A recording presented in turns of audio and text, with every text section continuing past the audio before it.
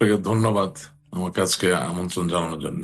আপনাকেও ধন্যবাদ। এবং সরাসরি প্রশ্নে যাই যে বেগম জিয়ার মৃত্যুর পর আমরা দেখলাম যে ভারতের প্রধানমন্ত্রীর শোক বার্তা নিয়ে ভারতের পররাষ্ট্রমন্ত্রী জয়শঙ্কর তিনি বাংলাদেশে আসলেন, তারেক রহমানের সাথে বৈঠক করলেন এবং ফিরে গিয়ে প্রশ্নের উত্তরে তিনি বলছেন, মানে বাংলাদেশ সফর নিয়ে তিনি বলছেন যে সামনে নির্বাচন, বাংলাদেশে আসন্ন নির্বাচন নিয়ে তিনি শুভকামনা জানাচ্ছেন এবং নির্বাচনের পর পরিস্থিতি থিতু হলে সুপ্রতিবেশী সুলভ আচরণ সেটির বিস্তার ঘটবে এই অঞ্চলে, এরকম একটা বার্তা তিনি দিচ্ছেন।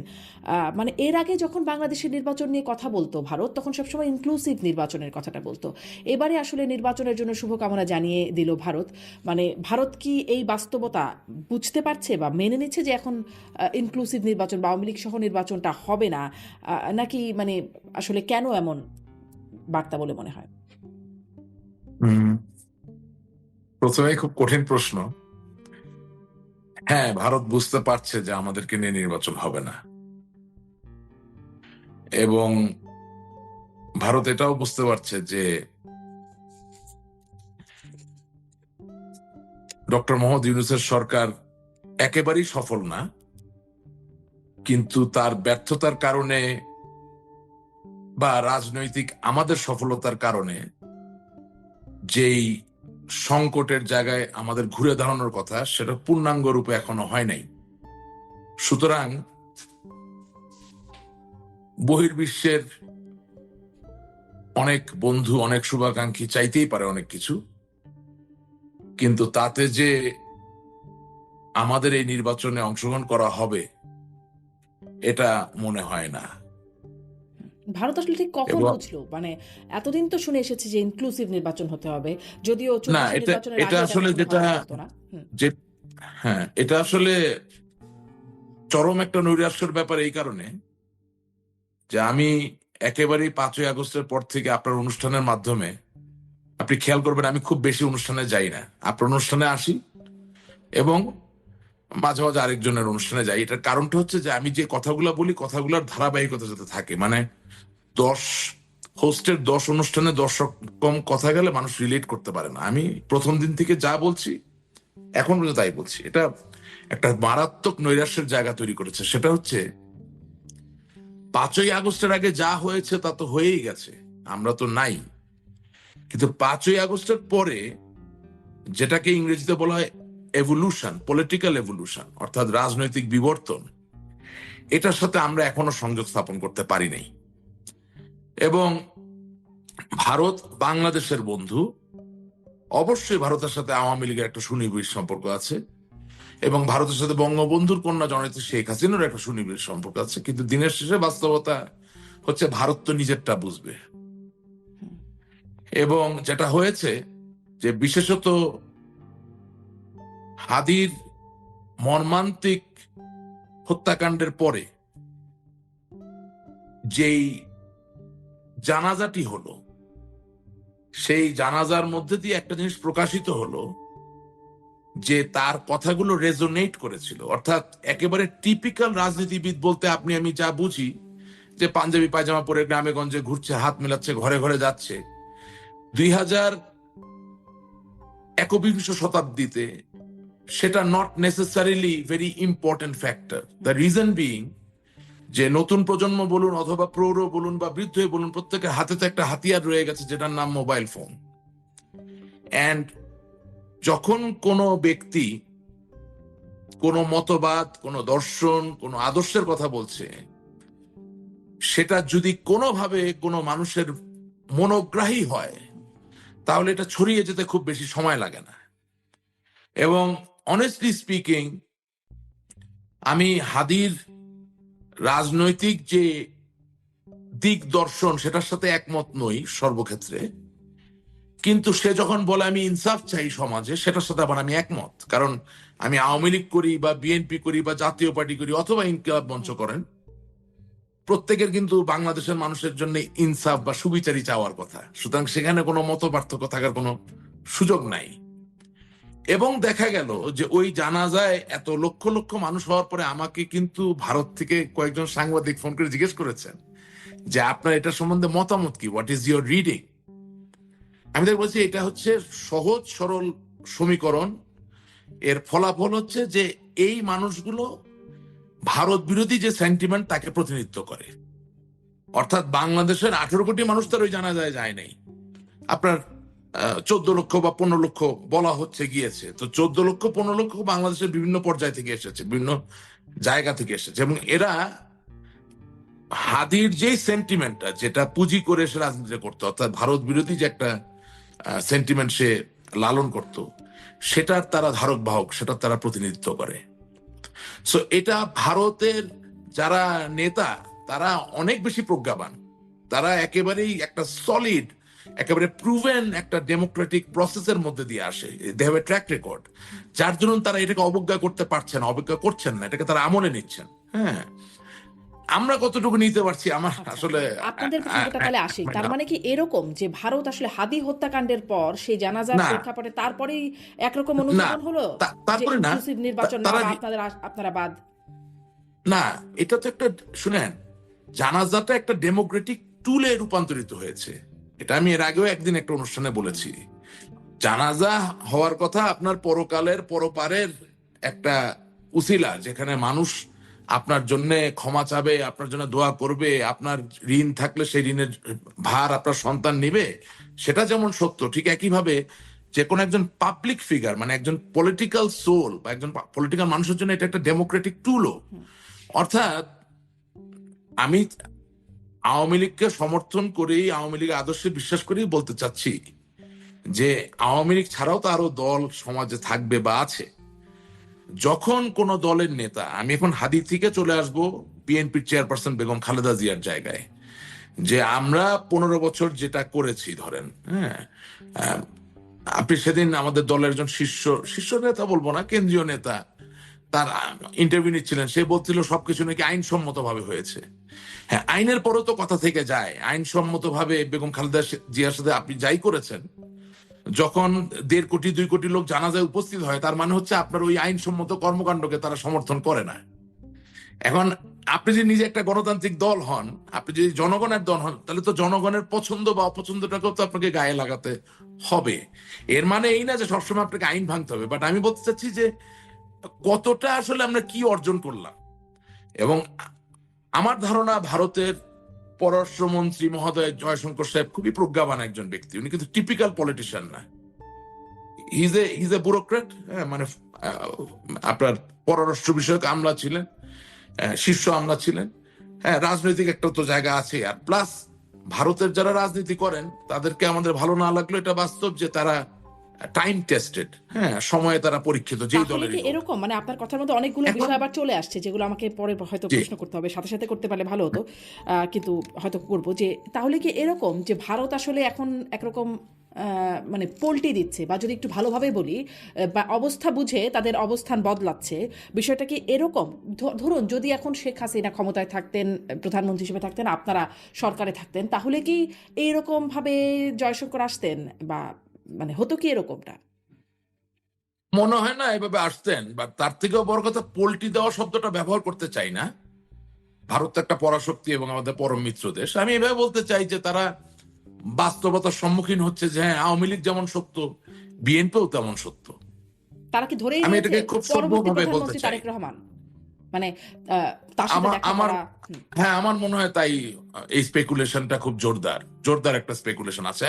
এবং আমিও যখন আহ, নির্মোহভাবে বিশ্লেষণ করি, যদি আওয়ামী লীগ নির্বাচনে অংশগ্রহণ করতে নাই পারে, যদি যেমন ধরেন আমরা বলছি না যে 2024 সালে 7ই জানুয়ারি নির্বাচন ছিল আওয়ামী লীগের জন্য আমিডামি নির্বাচন, তো এখন আওয়ামী লীগের মতো একটা বড় দলকে বাদ দিয়ে যখন আপনি একটা নির্বাচন করছেন, ওইটাও তো আরেক ধরনের আমিডামি নির্বাচন।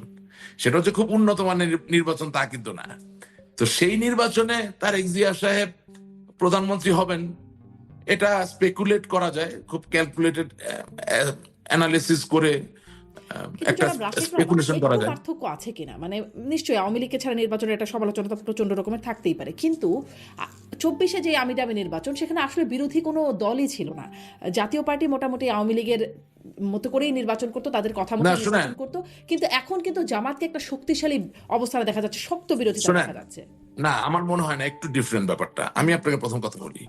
প্রথম কথা, এই নির্বাচন থেকে আওয়ামী লীগের বিরাট বড় শিক্ষা নেওয়ার ব্যাপার আছে। আপনি জাতীয় পার্টির মতো একটা পলিটিক্যালি ডিবেটের মানে ভিতরে থাকা একদম বিতর্কিত একটা সত্তাকে যেভাবে ব্যবহার করেছেন এবং তারা যেভাবে সুযোগ সুবিধা নিয়েছে, হ্যাঁ, আজকে দেখেন সেই জাতীয় পার্টি আওয়ামী লীগের 15 বছর মধু খেয়েছে, সবভাবে খেয়েছে, আজকে তারা ওই নির্বাচনে অংশগ্রহণ করছে। একবারও কি তারা বলছে যে আমি আওয়ামী লীগ ছাড়া এই নির্বাচনে যাব না? তার মানে এখান থেকে আওয়ামী লীগের শিক্ষা নেওয়ার ব্যাপার আছে। তা বলছে না, তবে আওয়ামী লীগকে নির্বাচনে আচ্ছা। অংশগ্রহণ করতে দেওয়া উচিত, তারা এটা বলছে।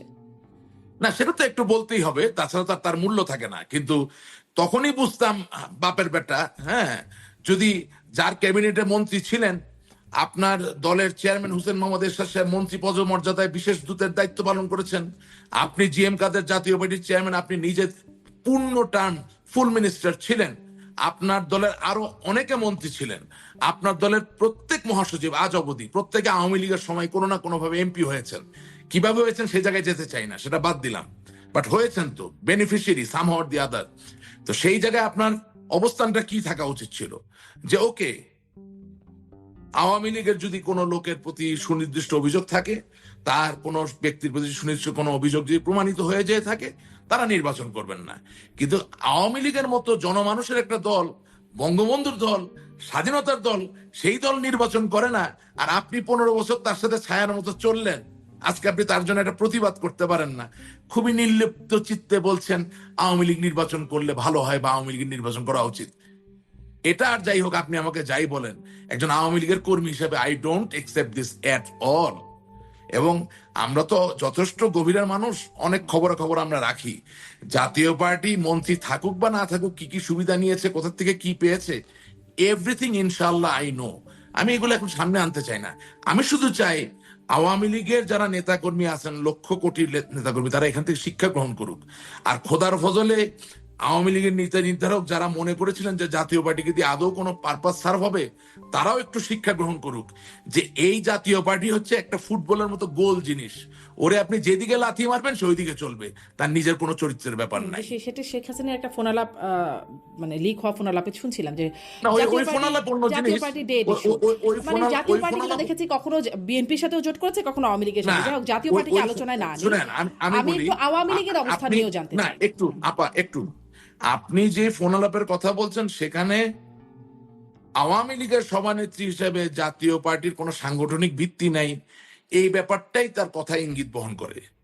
কিন্তু জাতীয় পার্টি যে এইভাবে, ওই যে শব্দটা ব্যবহার করলেন পোল্টি, এখন পোল্টি শব্দটা ব্যবহার করবেন, এভাবে যে পোল্টি দিতে পারে, এটা তো আর শেখ হাসিনা বুঝতে পারেন নাই। বুঝতে পারবেন না? কেন বুঝতে পারবেন না? উনি তো মানে না, জাতীয় পার্টি এখন তো বিএনপির শুনেন, সাথেও গেছে, জাতীয় না না, পার্টি জোট শুনেন, করেছে। জি, এখন বুঝতে পারছেন, আচ্ছা তখন বুঝতে পারেন নাই। আচ্ছা আচ্ছা। এবার এই পোলটিটাকে আওয়ামী লীগও দিল কিনা, মানে যখন দেখছি যে বেগম জিয়ার মৃত্যুর পরে যে শোক বার্তা শেখ হাসিনা, আওয়ামী লীগ সভানেত্রী এবং তার পুত্র সজীব অজয় জয়ের কাছ থেকেও আসছে, এবং মানে তখন আসলে সামনে ওই বিষয়গুলো সব এখন ভাইরালও করা হচ্ছে, মানে সব বক্তব্যগুলোকে একসাথে করে যে কিভাবে তার অসুস্থতা বা তার মরণাপন্ন অবস্থা নিয়ে একরকম তাচ্ছিল্যই করা হতো, যে মরি করে বয়স তো 80 হয়েছে, এখন তার জন্য এত কান্নাকাটি করে কি লাভ, এরকম বক্তব্য আরও অনেক কিছু আসলে এখন খুব গণমাধ্যমে, মানে সামাজিক যোগাযোগ মাধ্যমে বিশেষ করে খুব চলছে।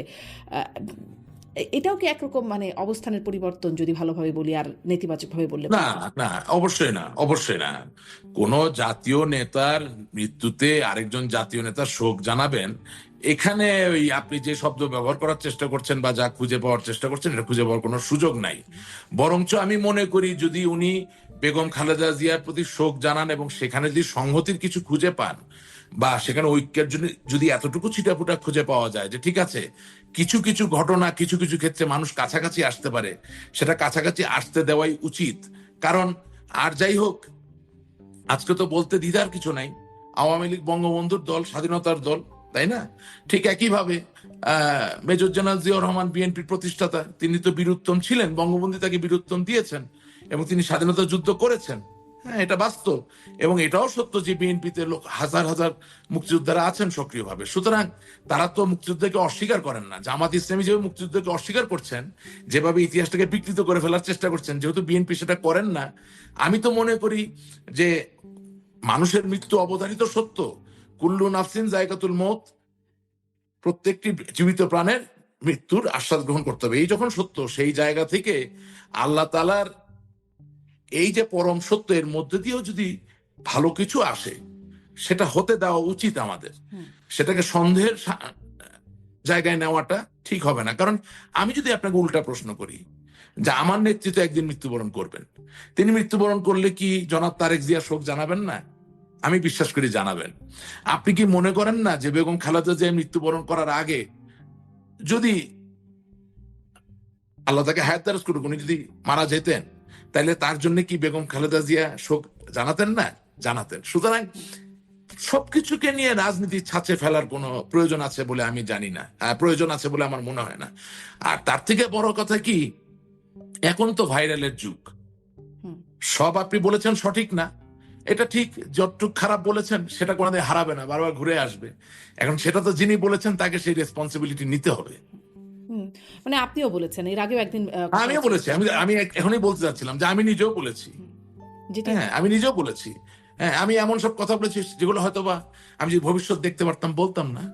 আমি যেসব কথা বলেছি আমি হয়তোবা যদি বুঝতাম যে এর মাঝে তঞ্চকতা আছে, এর মাঝে প্রতারণা আছে, এর ভিতর অসততা আছে, কপটতা আছে, আমি বলতাম না। অবশ্যই আমি বলতাম না। আমি শুধু আপনাকে পঞ্চকতা, কপটতা আছে, অসততা আছে, কেন বুঝবেন না সেটা? সেটাই শোনেন, ওই দিনের শেষে আমি খুবই সুবিচারে বিশ্বাসী একজন মানুষ, এবং আমি কঠিন ভাবে থমাস জেফারসন একটা কথা বিশ্বাস করি যে অন্যের উপরে অন্যায় সংগঠিত হলে ওটাকে যদি আমি আমার নিজের উপর সংগঠিত হয়েছে বলে মনে না করি, তাহলে আমার পক্ষে এই সমাজ কোনোদিন ঠিক করা সম্ভব নয়। আপনার এই অনুষ্ঠানে আমি বহুদিন বলেছি, যুদ্ধ অপরাধ, সন্ত্রাস, জঙ্গিবাদের কথা বলে গত 15 বছরের আওয়ামী লীগের শাসন আমলে যেভাবে লক্ষ লক্ষ মানুষের নামে মামলা হয়েছে, সেই মামলা নিষ্পত্তি না করে তাদেরকে 17 বছর 15 বছর ধরে ঝুলিয়ে রাখা হয়েছে। সুতরাং আমি যদি জানতাম যে এটাই হবে, যে আমার দলের আইন কৌশলী যারা, ওনারা আমাকে ক্ষমা করবেন কিন্তু সত্য আমাকে বলতে হবে, যে তারা জামিন বাণিজ্য করবেন, তারা মামলা বাণিজ্য করবেন, তারা শুনেন, একটা গাড়িতে আগুন দিতে কি 300 লোক লাগে? আপনি 300 লোক দিয়ে মামলা করছেন কেন? আজকে এখন আপনার নামে 300 লোক দিয়ে মামলা হচ্ছে, আমার নামে যতগুলা মামলা, প্রত্যেক জায়গায় 300 জন 400 জন করে আসামি। আমরা দেখিয়ে দিয়েছি কাজ হচ্ছে। তো ঘটনা হচ্ছে যে অনেক ব্যাপারে অনেক কথা হয়তো আমি বলতাম যদি আমি বুঝতে পারতাম যে সেখানে ফ্যাক্ট এটা ছিল। যখন আপনি বলছিলেন তখন কিন্তু ইতিমধ্যে এই ফ্যাক্ট গুলো চলছিল যে না 300 জনের নামে মামলা, এই ফ্যাক্টগুলা, হ্যাঁ এই ফ্যাক্টগুলা যেমন ছিল, এখন আপনাকে দায়িত্ব নিয়ে বলছি যে আমার যে ইউটিউব চ্যানেল আছে রাশেক রহমান নামে, সেখানে 2500-এর মতো আমার টক শো এবং লাইভ বক্তৃতা সব রাখা আছে, ওখানে গিয়ে দেখবেন। আমি এই কথা বারবার বলছিলাম যে আইনমন্ত্রী আনিসুল হক সাহেবের উচিত বাংলাদেশের 64 জেলার প্রধান সরকারি আইন কৌশলী যারা আছেন তাদেরকে ডেকে বলা যে আমাকে হাল নাগাদ করে হিসাব দাও যে কয়টা মামলার বিচার কার্য সম্পন্ন হয়েছে, কয়টার জামিন বাতিল হয়েছে বা কয়টার জামিন এখনো আছে। এই চাপটা দিলে কি হতো, আজকে যেসব লোকরা প্রতিশোধ নিচ্ছে আমাদের উপরে, তাদের একটা বিরাট বড় অংশই প্রতিশোধ নিত না। এটাই বাস্তবতা, এটাই রিয়ালিটি।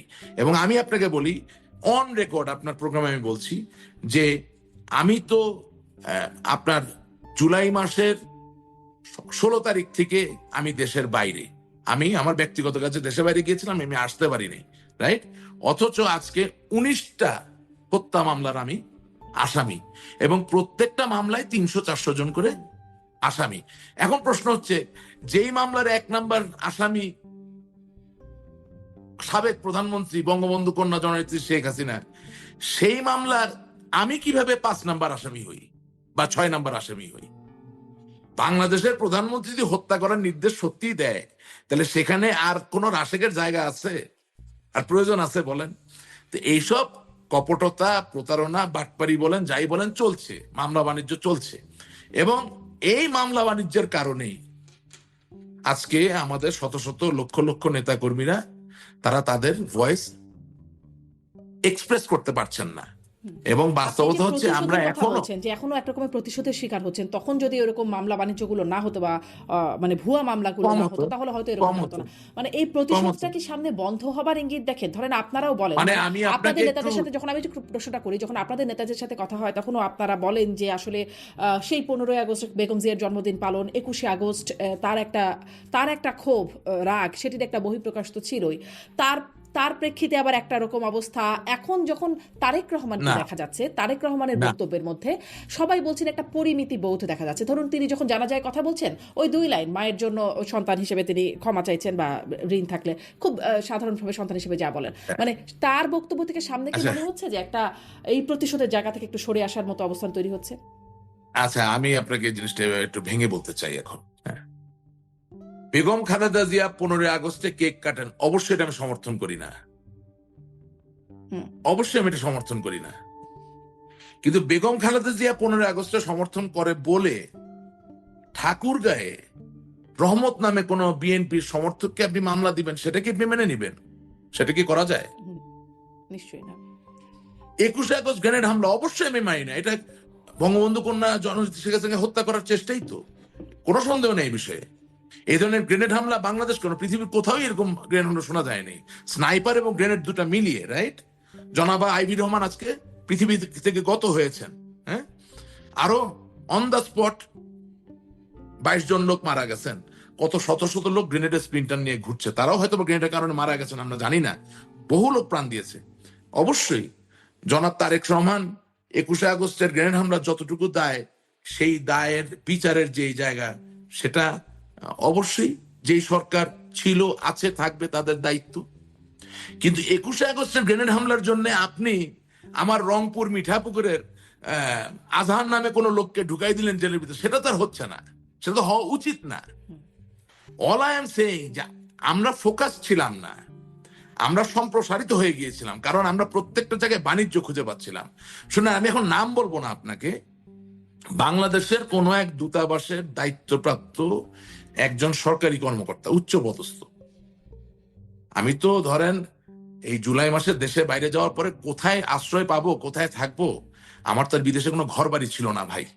এটা একদম পয়েন্ট অফ রেকর্ড, আমার এখনো কোনো ঘর বাড়ি নেই, বাট আমি নিরাপদে আছি। এই তো বাস্তবতা।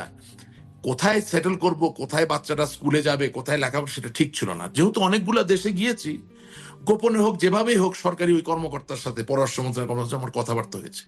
তিনি আমাকে বলতেছেন, স্যার আপনি কি আপনাদের ব্যর্থতাটা বুঝতে পারতেছেন? আমি বলছি, না বুঝতে পারতেছি না তো। বলছে, স্যার আমি এই পররাষ্ট্র মন্ত্রণালয়ে চাকরি করি আজকে 20 বছর, জীবনে কোনোদিন কেউ আগ বাড়ায় এসে বললো না যে এই দূতাবাসের মগ দরকার, বিশেষায়িত মগ, মানে যে কফির মগ হুম, বিশেষায়িত হুম, দরকার। যেই না আপনারা সরকারে আসলেন, শুরু হয়ে গেল বঙ্গবন্ধুর ছবি দিয়া বিশেষায়িত মগ দেওয়ার প্রস্তাবনা। এখন স্যার আমার সচিব মহোদয়ের ঘাড়ে কয়টা মাথা আছে যে কোনো একজন আম, ওদেরকে কি বলে যারা এইসব হুম, ফ্র্যাঞ্চাইজ আইটেম বানায়, মানে এই ধরনের সাপ্লায়ার যদি প্রস্তাব দেয় যে বঙ্গবন্ধুর ছবি দিয়ে, বঙ্গবন্ধুর শতবার্ষিকী দিয়ে আমি বিশেষায়িত মগ দিতে চাই, হ্যাঁ, ইন্ডিয়ার দূতাবাস, থাইল্যান্ডের দূতাবাস, বুলগেরিয়ার দূতাবাস। কিন্তু স্যার উনি কি বঙ্গবন্ধুকে ভালোবেসে মগে ছবিটা দিতে চাচ্ছেন, নাকি উনি বুঝতে পারছেন যে এই প্রস্তাব দিলে উনি ব্যবসাটা পাবেনি এবং 50 টাকার মগটাকে উনি 300 টাকায় বিক্রি করতে পারবেন? এই যে একটা কথা, এই মগ থেকে আপনি এটাকে আর বড় জায়গায় নিয়ে যান, সব জায়গায় এটাই হয়েছে। এবং আমার ভয় যে জনাব তারেক জিয়া এই যে আমি দামি নির্বাচনে জিতবেন, বাংলাদেশের প্রধানমন্ত্রী হবেন, উনিও কি এই বিশেষায়িত ব্যবসা বাণিজ্যের হাত থেকে নিজেকে রক্ষা করতে পারবেন?